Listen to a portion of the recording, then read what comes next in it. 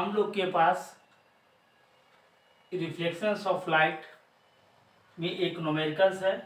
इस न्यूमेरिकल्स को आप ये देखिए, इस न्यूमेरिकल्स में आपके पास ये कह रहा है कि find the size, nature and the positions of the image form when an object of size 1 centimetre. अगर 1 सेंटीमीटर साइज का अगर कोई ऑब्जेक्ट है तो वो उस ऑब्जेक्ट का कनकेव मिरर के थ्रू जब ये इमेज बनेगा तो वो इमेज का साइज भी बताना है, नेचर भी बताना है और साथ ही साथ उस इमेज का पोजीशन भी बताना है कि वह इमेज जो है आपको कितने डिस्टेंस पर बनेगा और बड़ा बनेगा या छोटा बनेगा, और साथ ही साथ ये नेचर मतलब वर्चुअल बनेगा या आपके पास ये रियल बनेगा।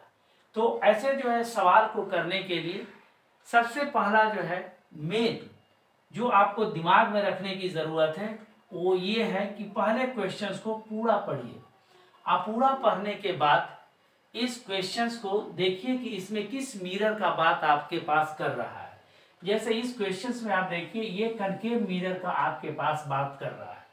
अगर मान लेते हैं कि किसी क्वेश्चंस में ऐसा भी रहता है कि मिरर के विषय में बात नहीं करता है कि ये कनकेव मिरर से इमेज फॉर्म हो रहा है या कन्वेक्स मिरर से इमेज फॉर्म हो रहा है, तो ऐसे केस में आप उस क्वेश्चंस को पढ़ करके उस क्वेश्चंस के नेचर को आप समझिए और उसका रे डायग्राम के थ्रू ये समझने का कोशिश कीजिए कि ऐसा जो है ये इमेज ये कनकेव मिरर के थ्रू बनता है या आपके पास कन्वेक्स मिरर के थ्रू बनता है।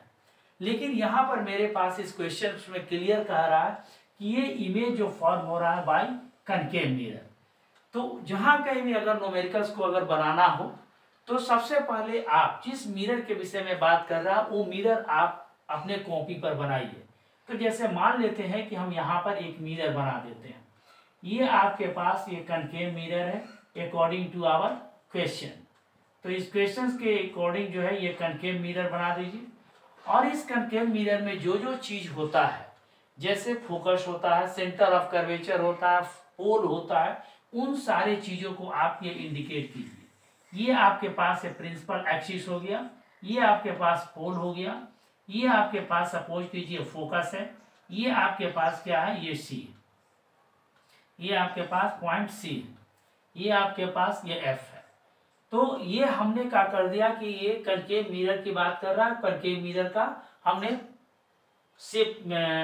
रे डायग्राम बनाने के लिए सबसे पहले हमने इसको क्या कर दिया कि फिगर के रूप में कन्वर्ट कर दिया कनकेव मिरर को। अब ये क्वेश्चंस को देखिए, क्वेश्चन में जैसे जैसे कह रहा है वैसे वैसे आप लिखिए। तो क्वेश्चन में ये कह रहा है कि एक ऑब्जेक्ट है जो 1 सेंटीमीटर है का हाइट है, placed at A distance of 15 centimetre from A concave mirror, और इस कनकेव मिरर का फोकल लेंथ आपके पास 10 सेंटीमीटर दिया हुआ है। तो इसका मतलब ये आपके पास फोकल लेंथ हुआ। तो ये आपके पास ये एफ, फोकल लेंथ को स्मॉल एफ से डिनोट किया जाता है। तो एफ इक्वल टू 10 सेंटीमीटर, यहाँ से ये डिस्टेंस हुआ और ये आपके पास ऑब्जेक्ट जो है 15 सेंटीमीटर के डिस्टेंस पर रखा हुआ है। इसका मतलब ये हुआ कि ये आपके पास 10 सेंटीमीटर हुआ, तो यहाँ से ये आपके पास 20 सेंटीमीटर होगा। तो इट मीन्स जो है 15 सेंटीमीटर पर आपको ये ऑब्जेक्ट रखा हुआ है। तो इसका मतलब एफ और ये सी के बीच में ये ऑब्जेक्ट कहीं पर रखा हुआ होगा। जैसे मान लीजिए कि ये ऑब्जेक्ट आपके पास यहाँ पर रखा हुआ है, ये ऑब्जेक्ट आपके पास ए और ये बी है। अब यहाँ पर ये डिस्टेंस आप ये कहिएगा कि डिस्टेंस आपने कहाँ से मेजर किया। तो यहाँ पर साइन कन्वेंशंस के अकॉर्डिंग जो है डिस्टेंस हम लोग जो है ये पी से मेजर करते हैं। तो जिस तरह से किसी ग्राफ में जैसे ग्राफ हम लोग खींचते हैं तो इस ग्राफ में ये सेंटर जो होता है इसी पॉइंट से हम लोग इधर पॉजिटिव इधर निगेटिव, ऊपर पॉजिटिव इधर निगेटिव, मतलब ये आपके पास रेफरेंस पॉइंट हुआ। तो यही से हम लोग डिस्टेंस का मेजरमेंट ग्राफ में करते हैं ओरिजिन के थ्रू। तो एक तरह से आप समझ लीजिए कि ये पोल जो है ये आपके पास एक ओरिजिन है। इससे इधर जो भी आपके पास ये फिजिकल में यहाँ पर ये एफ होगा या यू होगा, जो कुछ भी आपके पास ये वैल्यू होगा ये ऑलवेज आपके पास नेगेटिव होगा, और इधर से जो भी होगा ये सारा का सारा वैल्यू आपके पास पॉजिटिव में होगा, और जो भी टर्म आपके पास ये above द पॉइंट P होगा, that one is also consider in a positive sign with a positive sign, और जो भी आपके पास है नीचे होगा that one is also consider in a negative sign. तो इस तरह से जो है ये आपके पास ये ऑब्जेक्ट का डिस्टेंस जो यहाँ से ये u हुआ, ये u ऑब्जेक्ट के डिस्टेंस को हम लोग u से डिनोट करते हैं, और ये आपके पास ये 15 सेंटीमीटर ये आपके पास डिस्टेंस हुआ। तो ये आपके पास 15 सेंटीमीटर हुआ, ये आपके पास क्या है, ये 10 सेंटीमीटर है। अब हम लोग रे डायग्राम के थ्रू ऑलरेडी ये जानते हैं कि जब ऑब्जेक्ट C और F के बीच में होगा तो इमेज जो है आपके पास ये बियॉन्ड क्या बनेगा, ये C बनेगा। तो मान लीजिए कि ये आपके पास बियॉन्ड क्या बन रहा है, C यहाँ पर बन रहा है। अगर ऑब्जेक्ट C पर रहता तो ये सेम साइज का ही इमेज आपका बनता, लेकिन ये C और F के बीच में है तो इमेज थोड़ा और पीछे चला आएगा, तो इमेज यहाँ पर बनेगा। इसको आप A' और B' आप कंसीडर कर लीजिए। तो ये आपके पास अकॉर्डिंग टू क्वेश्चन ये मेरा एक रे डायग्राम हुआ। अब इसी रे डायग्राम को अगर न्यूमेरिकली अगर हम इंटरप्रेट कर करके वैल्यू अगर हम V का निकालें कि यहाँ से ये डिस्टेंस आपके पास ये V, ये डिस्टेंस आपके पास यहाँ से ये V हुआ, ये V कितना होगा, तो अगर आंसर मेरा ये C से ये ज़्यादा मतलब 20 सेंटीमीटर से अगर ये ज़्यादा वैल्यू आ रहा है तो हम ये फिगर के थ्रू ही कंसीडर कर लेंगे कि मेरा आंसर बिल्कुल करेक्ट है। तो इसीलिए जहाँ कहीं भी न्यूमेरिकल अगर आपको बनाना हो तो ये डायग्राम ज़रूर बनाइएगा। तो जैसे अब हम लोग यहाँ पर क्वेश्चंस के ऊपर बात करते हैं, तो क्वेश्चंस के सॉल्यूशन पर बात करेंगे। तो यहाँ से आप लिखिए from sign convention, from sign convention. तो साइन कन्वेंशन से अगर हम बात करेंगे तो ये आपके पास f जो होगा ये -20 सेंटीमीटर होगा, और u जो होगा ये आपके पास ये 15 सेंटीमीटर होगा। Now we use the mirror formula. तो आप यहां से लिखिए from mirror formula, mirror formula. तो जब हम मिरर फार्मूला का जब हम लोग इस्तेमाल करेंगे तो इस मिरर फार्मूला में आपके पास ये 1/f आता है equal to 1/u plus 1/v आता है। तो यहाँ पर जब हम वैल्यू पुट करेंगे तो f के जगह पर 20 नहीं बल्कि ये -20 हम लोग यूज करेंगे। तो ये आपके पास आ जाएगा 1/-20 आ जाएगा, और यहाँ से 1/-15 आएगा, प्लस यहाँ से 1/v आएगा। अब यहाँ से -15 को इधर लेकर के चले आइए, तो ये आपके पास वैल्यू आएगा 1/15 माइनस यहाँ से 1/20 equal to 1/v। It means इसको जब आप सॉल्व कीजिएगा एलसीएम लेकर के तो ये आपके पास 60 आएगा, और ये 4 माइनस ये 3 इक्वल टू 1/, आपके पास ये v आएगा 1/v।